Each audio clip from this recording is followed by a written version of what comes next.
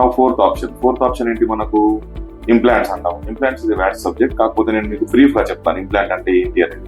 Implant అనేది simple గా మనం బోన్ లో ఒక స్క్రూ వేసేయడము, ఆ స్క్రూ పైన మనం ఒక కనెక్టర్ పెట్టేసి ఒక పళ్ళుని రిప్లేస్ చేయడం, బోన్ లోపల టూత్ రిప్లేస్ చేయడము అనేది ఒక అన్అండర్స్టాండబుల్, అంటే చాలా మందికి అర్థం కాదు ఏంది ఇది బోన్ లోపల పన్ను పెట్టడం ఏంది అని.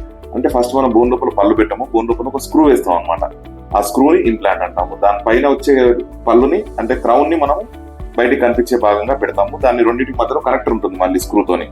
ఏదైతే స్క్రూ అంటామో ఇది బోన్ లోపలికి వెళ్ళిపోతుంది అనమాట. మీకు ఫిగర్ లో చూపించినట్టు పక్కన ఇక్కడ ఈ పీస్ ని మాత్రమే మనం బోన్ లోపలికి వేస్తాం అనమాట. బోన్ లోపల ఇంటిగ్రేట్ అయిపోతుంది. ఇది ఇంటిగ్రేట్ అయిన తర్వాత 2 months వెయిట్ చేస్తాము. దానిపై నుంచి మనకు వేసేది ఇది కనెక్టర్.